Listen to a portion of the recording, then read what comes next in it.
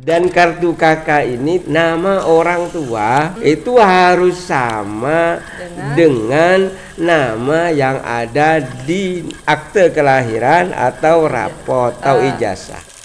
Masyarakat yang jauh dari SMA 1 asal itu masuk kelurahan dalam zona 2 punya kesempatan untuk masuk ke SMA 1 ya Bapak ya? Bisa.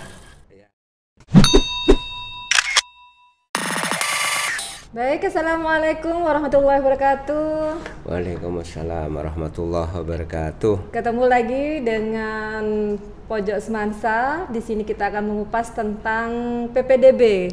Ya, baik, sudah hadir narasumber kita di podcast kita pada pagi hari adalah Bapak Kepala Sekolah SMA Negeri 1 Pamekasan, Bapak Arifin SPD MPD. Iya, gimana Bapak kabarnya? Alhamdulillah sehat ini dalam suasana bulan puasa. Walaupun puasa sehat Pak ya. Sehat, iya. Alhamdulillah. Baik, sebelum kita masuk ke intinya Pak, yaitu kita mengupas tentang PPDB, ada baiknya kita berbicara dulu tentang ada apa sih di SMA 1 baru-baru ini. Begitu ya. Biar begitu, masyarakat di rumah bisa tahu perkembangan SMA 1, pencapaian SMA 1 yang terbaru Bapak. Betul, jadi berbicara tentang SMA Negeri 1 Pamekasan tentunya adalah sebagai sekolah yang paling awal berdiri untuk tingkat SMA di Pamekasan ini, bahkan di Madura, dan sudah banyak prestasi-prestasi yang ditorehkan baik di tingkat kabupaten, provinsi maupun nasional, dan bahkan terakhir ini prestasi tingkat internasional, yaitu yang menjadi perwakilan Indonesia di ajang Olimpiade Internasional di Turki di tahun 2021. Wow, keren. Dan kemudian juga dilihat dari pemeringkatan sekolah nasional, SMA Negeri 1 Pamekasan itu masuk dalam 1000 sekolah top nasional tingkat SMA SMK ya.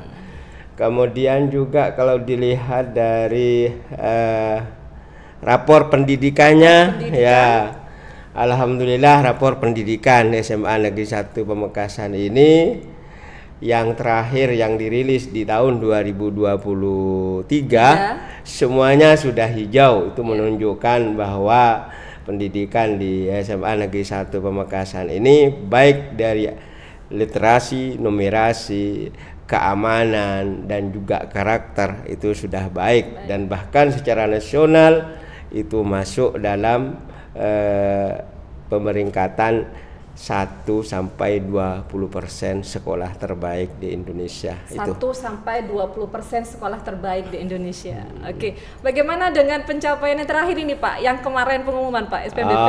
Ini mengenai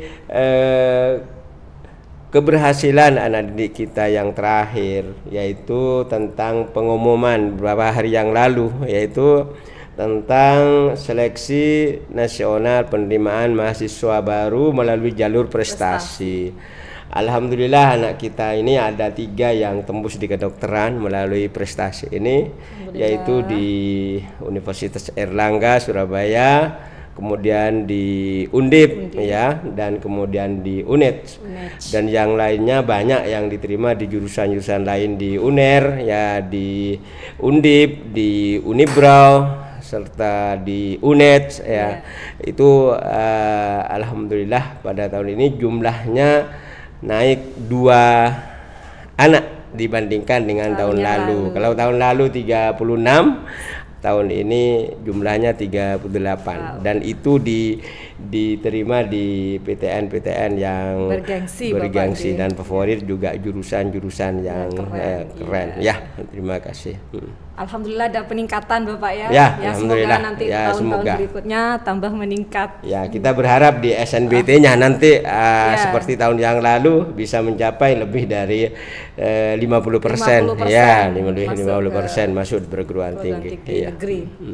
Baik, sekarang saya yakin para wali murid ini terutama Pak wali murid SMP yang kelas 9 atau wali murid MTSN, MTS menunggu-nunggu ada apa sih? Ada hal-hal yang perlu mereka cermati di PPDB 2024. Ya.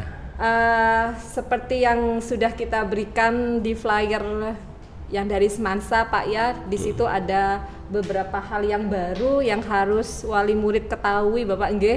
Ya mungkin pada pagi hari ini sangat baik jika Bapak menyampaikan apa saja sih hal-hal yang baru yang perlu diperhatikan oleh wali murid di rumah, terutama bagi mereka-mereka yang memiliki putra atau putri yang ingin masuk ke SMA 1 Pamekasan, SMA Negeri 1 Pamekasan tentunya. Monggo Pak, silahkan. Jadi bukan hanya SMA 1 yang lulusannya mau masuk perguruan tinggi, tapi sekarang SMP maupun MTS juga sudah harus siap-siap ini mau masuk ke jenjang yang lebih tinggi, khususnya di SMA Negeri 1 Pamekasan. Jadi ini PPDB sudah tidak terasa sudah akan kita laksanakan beberapa bulan yang akan datang. Ya. Dan PPDB tahun ini sama, yaitu sama-sama sistemnya menggunakan sistem online, ya, menggunakan sistem online. Cuma ada beberapa hal yang mungkin perlu diketahui oleh masyarakat, oleh anak-anak kita yang akan memasuki jenjang SMA, terutama khususnya di SMA Negeri 1 Pamekasan. Yang perlu diperhatikan itu bahwa pada tahun ini juga sama dengan tahun yang lalu, ada beberapa tahapan, ya, tahap untuk bisa masuk ke SMA Negeri 1 Pamekasan. Yaitu yang pertama ada tahap 1, ada tahap 2, dan ada tahap 3 seperti tahun yang lalu gitu lah. Seperti tahun yang lalu juga ada tahap 1, ada tahap 2, ada tahap 3. Nah, tahap 1 ini nantinya ada hal yang perlu diketahui. Kalau pada tahun yang lalu itu adalah disebut dengan jalur afirmasi dan prestasi lomba, ya, yang di situ ada yang berubah itu adalah tahun ini anaknya nakes itu tidak ada. Ya, karena dulu itu anaknya nakes itu masih dalam COVID. Sekarang COVID sudah dianggap aman, maka nakes tidak ada untuk yang tahun ini di tahap 1 lah, ya. Untuk yang lain sama. Jadi jalur afirmasi itu jalur anak yang mempunyai kartu KIP gitu lah, Indonesia Pintar gitu. Dan kemudian juga jalur lomba-lomba yang nanti prestasi anak itu termasuk kepindahan orang tua, ya, anaknya buruh itu masuk di tahap 1 dan ini jumlahnya 25%. Kemudian yang kedua nanti itu melalui jalur prestasi akademik rapor, ya, nilai rapor semester 1 dan semester sampai dengan semester 5. Nah, mata pelajaran apa? Di situ ada 7 mata pelajaran yang diambil rata-ratanya dari semester 1 sampai semester 5, sama dengan tahun yang lalu. Kemudian juga pemeringkatan nanti di samping nilai rapor juga ada nilai indeks sekolah. Dan kemudian ditambah dengan nilai akreditasi sekolah. Jadi ada 3, nilai rata-rata rapot, indeks, dan akreditasi sekolah. Dengan perbandingan 50, 30, dan 20%. Itu di tahap kedua. Di tahap ketiga sonasi. Jadi sama dengan tahun yang lalu, sonasi juga, ya. Cuma di sini yang perlu diperhatikan bahwa sonasi tahun ini berbeda dengan sonasi tahun yang lalu. Kalau pada tahun yang lalu satu kabupaten itu adalah satu sonasi. Nah, sekarang Kabupaten Pamekasan ini ada 3 zona. ada zona 1, ada zona 2, dan ada zona 3. Ya. Zona 1 itu ada di wilayah utara yang meliputi 2 sekolah, yaitu SMA Negeri 1 Waru dan SMA Negeri 1 Pakong. Ya. Itu zona 1. Zona 2 ini ada 5 sekolah. Ya. SMA 1, 2, 3, 4, dan 5. Ini zona 2. Zona 2. Nah, kemudian ada zona 3, yaitu SMA Galis dan SMA Pademau.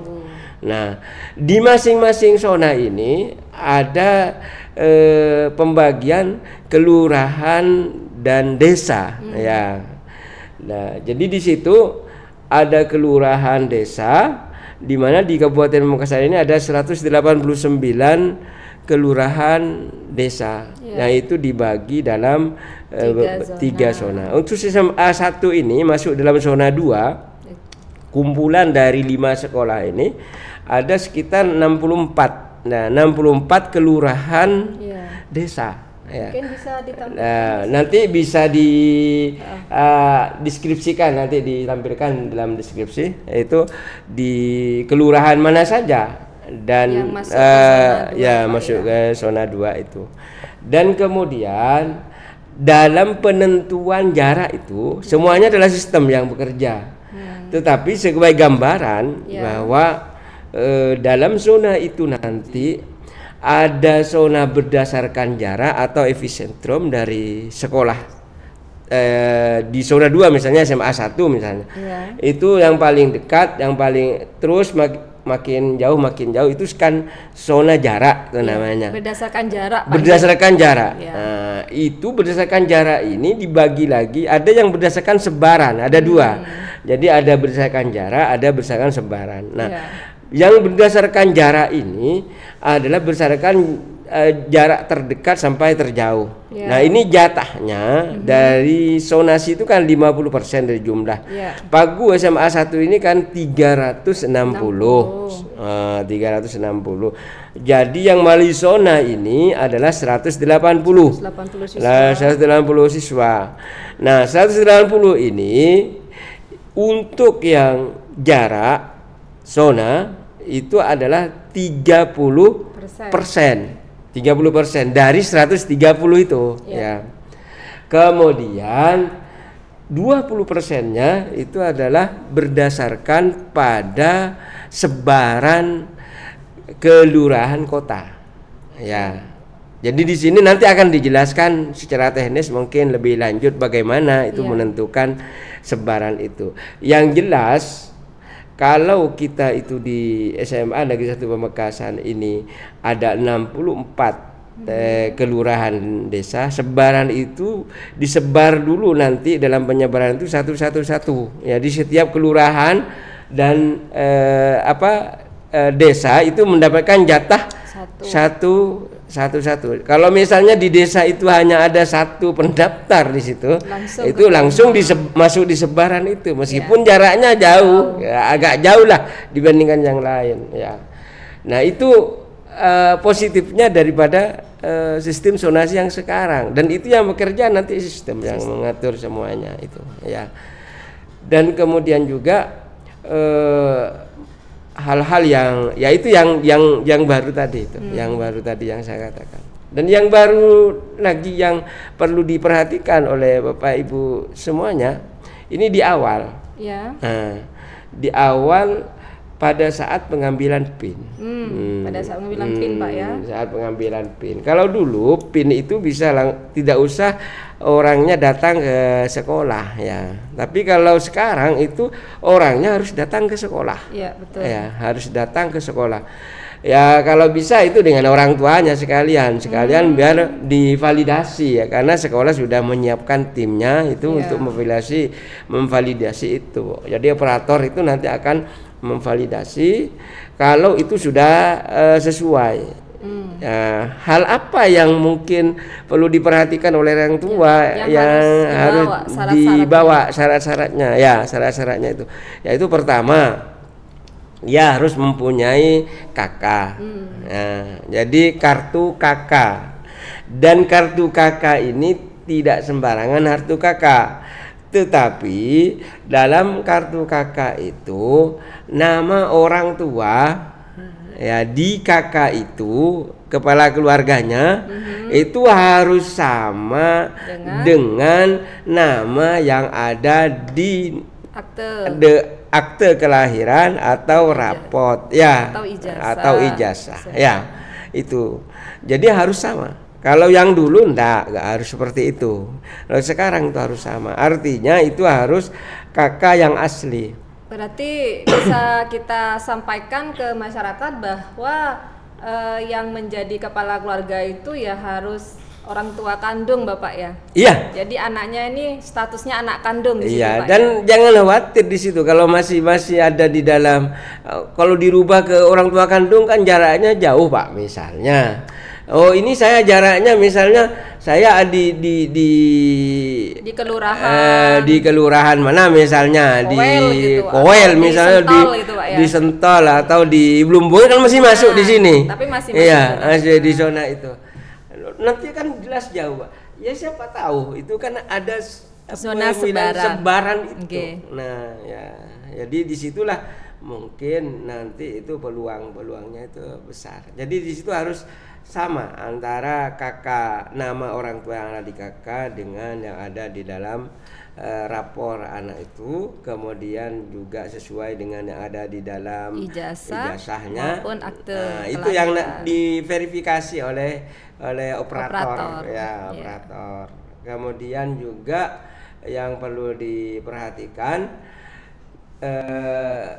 dan perlu dibawa pada saat ngambilan PIN itu adalah SKL, surat keterangan lulus dari sekolah yang asli Bapak ditunjukkan ya dari sekolah itu. Baik. Ya karena itu akan mencocokkan di situ. Jadi ada kartu KK, ada SKL, kemudian juga yang perlu diperhatikan lagi adalah nilai fotokopi rapor karena nanti kalau anak itu tidak diterima di jalur yang prestasi itu ya nanti sekaligus bisa mendaftar di tahap berikutnya di tahap kedua dan itu diperlukan nilai rapor itu 1 sampai dengan 5. Apakah sudah diinput oleh sekolah? Kita akan ngecek nanti operator itu ya. Kalau belum diinput nanti akan dihubungi sekolahnya untuk menginputkan ya. Itu mungkin yang perlu saya sampaikan pada perbedaannya dengan tahun yang lalu. Tahun yang lalu. Berarti dari sini masyarakat ini akan lebih paham bagi masyarakat yang jauh dari SMA 1 asal itu masuk kelurahan dalam zona 2 punya kesempatan untuk masuk ke SMA 1 ya Bapak ya. Bisa.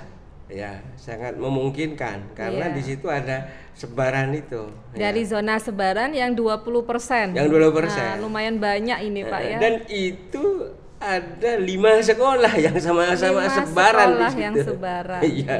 Iya. Jadi itu.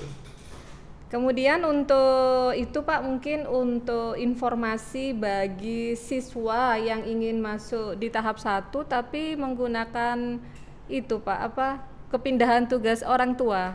Apakah ada perubahan Bapak? Kalau ada seperti itu, kepindahan orang tua memang masuk pada tahap 1 di situ, tapi pada saat pengambilan PIN sekaligus bawa itu surat mutasi SK orang tuanya itu, ya. Batasannya ya 1 tahun. 1 tahun. 1 tahun. Jadi artinya di situ SK itu kalau sekarang tahun 2024 orang tuanya itu 1 tahun dari itu sudah berada. Kalau sudah lebih dari 1 tahun nggak dianggap mutasi itu sudah. Iya.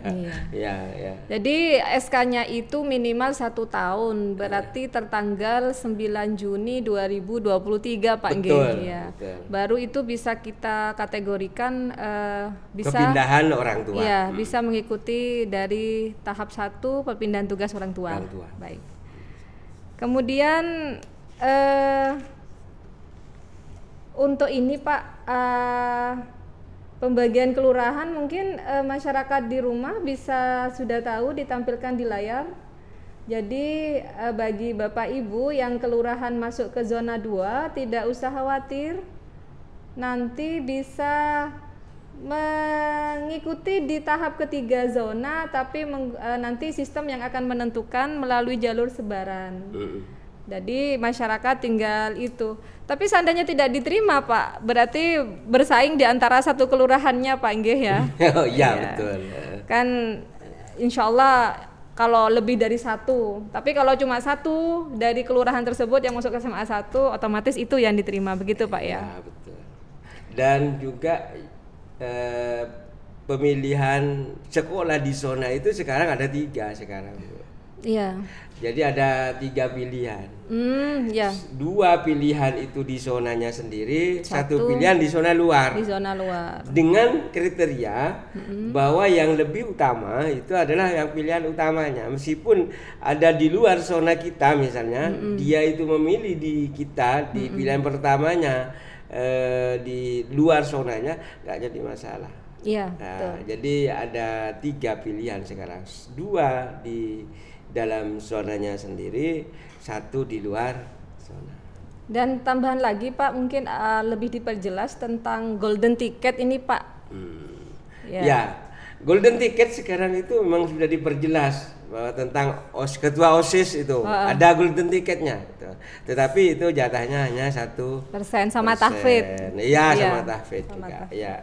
Tapi tidak menutup kemungkinan adik-adik di rumah yang sudah menjadi ketua OSIS ya, mantan ketua OSIS di SMP-nya, silahkan bisa mendaftar dari kesempatan ini. Betul. Karena dengan menyampaikan juga surat keterangan dari ketua OSIS, kepala sekolahnya. Ya, sebagai ketua OSIS dan jika perlu kalau punya prestasi yang lain itu lebih memungkinkan Pak ya. Iya, karena kita ditambah. juga pertimbangannya juga prestasi-prestasi itu juga. Iya. Ya.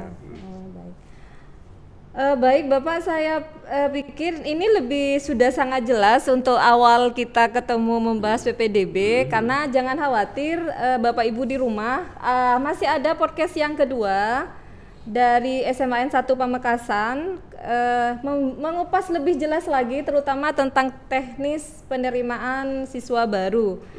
Kemarin di flyer itu ada di minggu ketiga Bapak, bulan April, tapi karena ini berkenaan dengan bertepatan dengan libur hari raya, insya Allah untuk podcastnya akan mundur 1 minggu. Jadi nanti untuk podcast yang kedua, yang nanti bintang tamunya langsung kita mendatangkan Pak Budi Hartono yang memang tahu persis tentang teknis pelaksanaan PPDB. Insya Allah akan kita laksanakan pada minggu keempat di bulan April ya. Jadi mundur 1 minggu cuman. Mundur 1 minggu. Jadi Bapak Ibu di rumah jangan khawatir jika masih bingung, bisa lihat podcast yang kedua. Ini sudah masuk ranah teknisnya. Dan SMA 1 juga sangat memfasilitasi masyarakat di rumah yang masih bingung lagi, ditambah lagi Zoom meeting Bapak. Dan Zoom meeting ini bisa bertanya langsung, nanti kita kasih kesempatan. Di situ mundur 1 minggu juga Bapak, yaitu sekitar Mei minggu ketiga. Karena seperti yang kita tahu untuk jadwalnya silahkan diposting mungkin operator jadwal PPDB di situ. Tanggal 27 Mei itu sudah pengambilan PIN ya. Itu insya Allah 27 Mei itu berada di minggu keempat Bapak, bulan Mei. Nah, kita mengadakan Zoom meeting. Jadi bagi Bapak Ibu di rumah yang bingung ingin bertanya, bisa langsung bertanya, join ke Zoom meeting kita. Nanti linknya kita berikan menyusul. Itu berada di minggu ketiga bulan Mei. Jadi 1 minggu sebelum pembuatan PIN. Nah, baik. Dan satu lagi yang perlu saya tekankan, pada saat pembuatan PIN mohon putranya didampingi orang tua untuk hadir juga di SMA 1 karena ini berkenaan dengan keaslian dokumen. Karena sekarang ini sangat ketat Bapak, di situ ada pernyataan tentang keaslian dokumen yang disampaikan atau ditunjukkan oleh orang tua. Ada fakta integritas. Ada fakta integritasnya, sehingga di sini butuh kehadiran orang tua. Dan yang tak kalah pentingnya bagi anak-anak atau adik-adik SMP yang pingin masuk ke SMA 1, jangan lupa untuk mengambil PIN di SMAN 1 ya Bapak ya. Insya Allah kami akan siap melayani dan kami juga memberikan informasi jika masih ada hal yang perlu ditanyakan atau yang membuat Bapak Ibu di rumah atau adik-adik bingung, silahkan kalian yang berminat ke SMAN 1 untuk mengambil PIN di SMAN 1. Kami membuka pelayanan dan pelayanannya ini sedikit bergeser dari flyer yang sudah kami sebar. Mohon maaf karena SMAN 1 Pamekasan itu 6 hari kerja, tidak seperti SMA yang lain. Jadi dari Senin sampai Kamis dan hari Sabtu kita membuka pelayanan dari pukul 8 sampai pukul 2 siang atau pukul 14. Sedangkan di hari Jumat dari pukul 8 sampai pukul 11. Jadi mohon Bapak Ibu di rumah seandainya butuh informasi yang lebih dalam terkait PPDB, khawatir salah mendaftar dan sebagainya, silahkan datang ke SMAN 1 Pamekasan. Kami sangat welcome untuk menyambut kedatangan Bapak Ibu. Ya. Begitu Bapak ya. Ya. Mungkin itu saja yang bisa disampaikan pada pagi hari ini. Selanjutnya kita ketemu pada podcast yang kedua di bulan April minggu keempat dengan narasumber yang lain yang insya Allah akan mengupas tuntas tentang teknis pelaksanaan PPDB. Terima kasih Pak Arifin sudah hadir di podcast kami dan saya Nazila Turiskia sebagai host pada pagi hari ini minta maaf sebesar-besarnya jika ada salah kata. Kita akhiri. Assalamualaikum warahmatullahi wabarakatuh. Waalaikumsalam warahmatullahi wabarakatuh.